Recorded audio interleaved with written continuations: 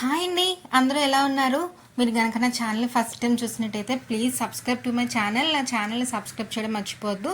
ఈరోజు మన ఛానల్లో గుమగుమలాడే చేపల ఇగురు ఎలా చేయాలో చూద్దామండి. చేపల ఇగురు కానీ చేపల పులుసు కానీ ఒక్కొక్క ఊర్లో ఒక్కొక్క విధంగా చేసుకుంటారు. నాకు ఈ ప్రాసెస్ మా మమ్మీ నేర్పించారనమాట. చాలా చాలా బాగుంటుంది. ఇది ఎలా చేయాలో చూసేద్దాం. ఫస్ట్ చేపల్ని నీచు వాసన రాకుండా ఉండాలంటే మనం ఫస్ట్ ఉప్పేసి 2-3 సార్లు ఉప్పేసి బాగా వాష్ చేయాలండి. అలా 2-3 సార్లు వాష్ చేసిన చేపల్ని ఇలాగా మనం మ్యాగ్నేట్ చేసుకుంటాము. యాక్చువల్లీ నాకు ఇది ఏ చేప పేరు తెలీదు. మా అత్తయ్య గారు ఇది ఇగురికి బాగుంటుంది అని చెప్పారు. సో నేను ఇది ఇగురు చేస్తున్నాను అనమాట. ఈ చేపల్ని మనకి చేపల్లో ఫస్ట్ బాగా వాష్ చేసుకున్న తర్వాత 1 స్పూన్ కారం, కొంచెం పసుపు, అలాగే రుచికి తగ్గట్టు 1 స్పూన్ ఉప్పు వేసుకొని కొంచెం ఆయిల్ వేసుకొని బాగా కలుపుకోవాలి. ముందుగా మనం ఫస్ట్ చేపల్ని మ్యాగ్నేట్ చేసుకొని పక్కన పెట్టుకుంటే మనం కూర చేసే టైంకి ఉప్పు కారం అన్నీ కూడా చేపలకు చాలా బాగా పడతాయి అన్నమాట.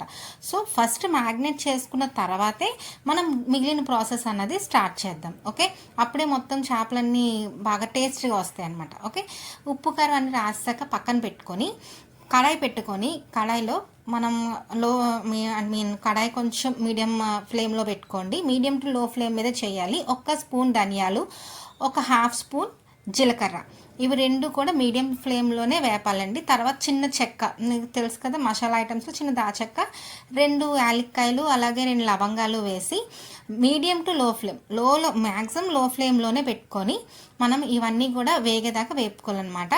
మరి ఎక్కువ హై ఫ్లేమ్లో పెట్టేస్తే మాడిపోతాయి, టేస్ట్ బాగోదు. సో జస్ట్ లైట్గా అవి వేగితే చాలు.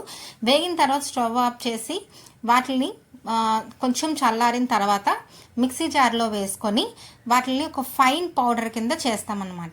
ఇలా చూసారా, ఇలా ఒక ఫైన్ పౌడర్ కింద చేసి దీన్ని పక్కన పెట్టుకుందాం.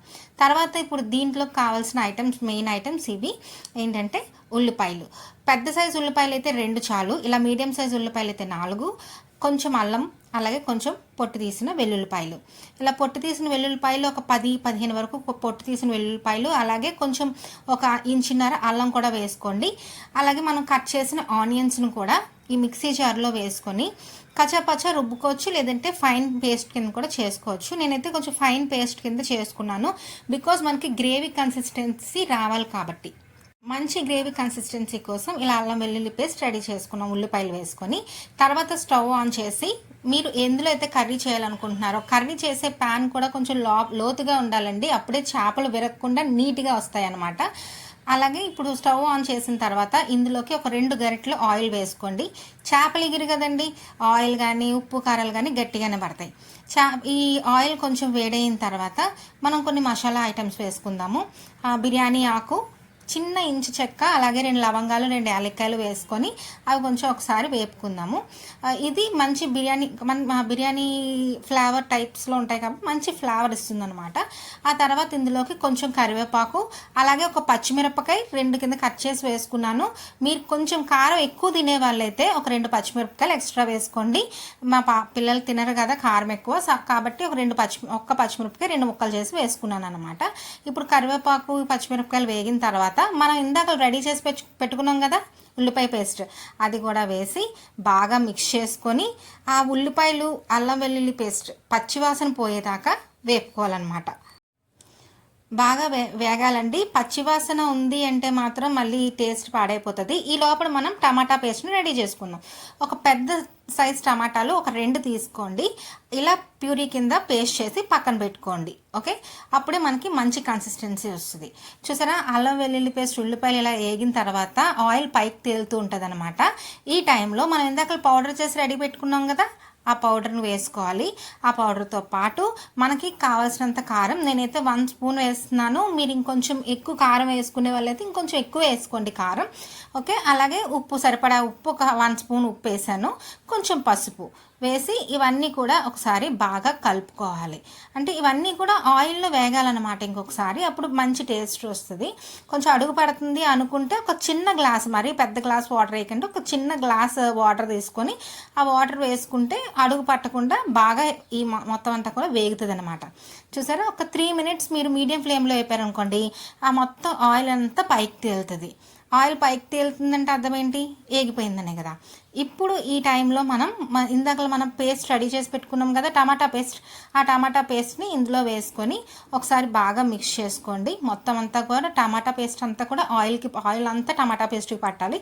అలా ఒకసారి బాగా మిక్స్ చేసుకున్న తర్వాత మనం మొత్తం అంతా కొంచెం కాస్తే కొంచెం వాటర్ కూడా వేసుకోండి, చిన్నగా లైట్గా, కొంచెం పేస్ట్ మరీ అడుగు పట్టకుండా వాటర్ వేసుకొని కొంచెం మూత పెట్టుకొని ఒక 4 minutes దాకా మధ్య మధ్యలో మూత తీసి కలుపుకుంటూ ఉండండి, మళ్ళీ అడుగు పెట్టేస్తుంది. ఒక 4 minutes దాకా అలా మగ్గించండి మీడియం ఫ్లేమ్లో. మగ్గించిన తర్వాత చూసారా ఇలాగ పైకి ఆయిల్ తేలుతూ ఉంటుంది. ఈ టైంలో మనం ఒకసారి బాగా కలుపుకోవాలి. కలుపుకున్న తర్వాత ఇప్పుడు మనం ఈ దీంట్లో ఉప్పు కారాలు అన్నీ ఒకసారి చెక్ చేసుకోవచ్చు.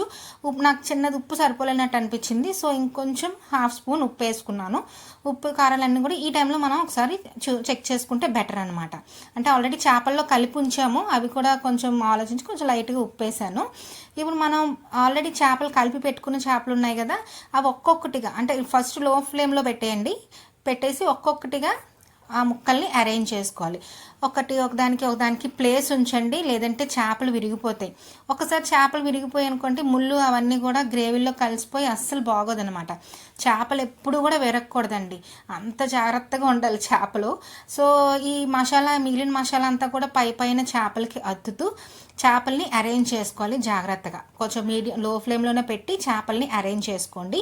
అరేంజ్ చేసుకున్న తర్వాత మూత పెట్టి ఒక 3 minutes మీడియం ఫ్లేమ్లో మగ్గనివ్వండి. ఓకే, 3 minutes తర్వాత మూత తీసి చూస్తే లైట్గా మగ్గుతుంది. అప్పుడు ఏం చేయాలంటే ఈ చేపల్ని నెక్స్ట్ ఫేస్కి తర్వాత నెక్స్ట్ ఫేస్కి తిప్పాలన్నమాట, వెనక్కి తిప్పాలి. ఇవన్నీ కూడా ఇలా జాగ్రత్తగా తిప్పాలండి, లేదంటే విడిపోతాయి. సో చేపలను కొంచెం జాగ్రత్తగా అన్నీ కూడా తిప్పి నెక్స్ట్ బ్యాక్ సైడ్ తిప్పి మళ్ళీ ఇది మసాలా అంతా దానికి అద్దెలా పెట్టుకొని మళ్ళీ ఒక 3 minutes పాటు మూత పెట్టి మీడియం ఫ్లేమ్లో మగ్గనివ్వండి. ఓకే, 3 minutes తర్వాత మనం మూత తీసి చూస్తే ఇప్పుడు చేపలు బాగా మగ్గిపోయి ఆయిల్లో ఫ్రై అయ్యి ఉంటాయి అన్నమాట. చేపలు చాలా రుచిగా ఉంటాయి. ఈ టైంలో మనం ఒక గ్లాస్లో ఫస్ట్ 1/2 glass వాటర్ తీసుకొని 1/2 glass వాటర్ వేయండి, పెద్ద గ్లాస్తో 1/2 glass వాటర్ వేయండి. వేసి ఒకసారి చేపలు కింద నుంచి అలా కదపండి, ఎక్కువ కదపద్దు. గరిటె ఎక్కువ వాడకూడదంట చేపల కూరల్లో, సో గరిటె మరీ ఎక్కువ వాడకూడదు. సో కాబట్టి నెమ్మదిగా జస్ట్ అలా పైన కదుపుతూ ఉంటే అడుగు పట్టదు. మళ్ళీ ఇంకొంచెం వాటర్ వేసి ఒక్కసారి అలా మిక్స్ చేసుకొని ఇలా వీలైతే గరిటె వాడకుండా ఇలాంటి ఒక క్లాత్ సుమ్ముగుడ్డు ఉంటుంది కదా, అలాగ ఒక క్లాత్ వాడి కొంచెం అలా కలిపితే దానికి ఉన్న కింద అడుగు పట్టకుండా వాటర్ అంతా స్ప్రెడ్ అయ్యి మసాలా అంతా బాగుంటుంది అనమాట. అప్పుడు మూత పెట్టి ఒక్క 5 minutes మగ్గనివ్వండి. మధ్యలో ఒక్కసారి అలా కలపండి, పర్వాలేదు. ఒక్క 5 minutes మగ్గిన తర్వాత ఈ టైంలో కొంచెం వాటరీగా ఉంది కదా, కొంచెం ఈ టైంలో కొత్తిమీర వేసేసుకోండి. అంటే నేను లాస్ట్లో వేయను, ముందే వేసేస్తాను కొత్తిమీర, మీకు తెలుసు కదా నేను ముందే వాడేస్తాను కొత్తిమీర. సో కొత్తిమీర వేసుకొని అలా పైన కదపండి చాలు. మళ్ళీ మూత పెట్టి ఒక్క 2 minutes మగ్గనివ్వండి. కొత్తిమీర టేస్ట్ అంతా కూడా ఆ చేపలకు పడుతుంది అనమాట. 2 minutes తర్వాత మూత తెరిచి చూస్తే గుమ్మగుమ్మలాడే చేపల ఇగురు రెడీ. చేపల పులుసు కంటే కూడా చేపల ఇగురు చాలా బాగుంటుందండి. అంటే చేపల పులుసు కూడా చాలా బాగుంటుంది కాదండి, బట్ ఇగురు నాకు చాలా ఇష్టం అనమాట. ఈ కన్సిస్టెన్సీలో ఉన్నప్పుడు మనం స్టవ్ ఆపేయచ్చు. అంటే ఇంకా దగ్గరికి అయిందనుకోండి, చల్లారిపోతే ఇంకా దగ్గరగా అయిపోతుంది అనమాట. అప్పుడు మనం కలుపుకొని తినడానికి గ్రేవీ ఉండదు.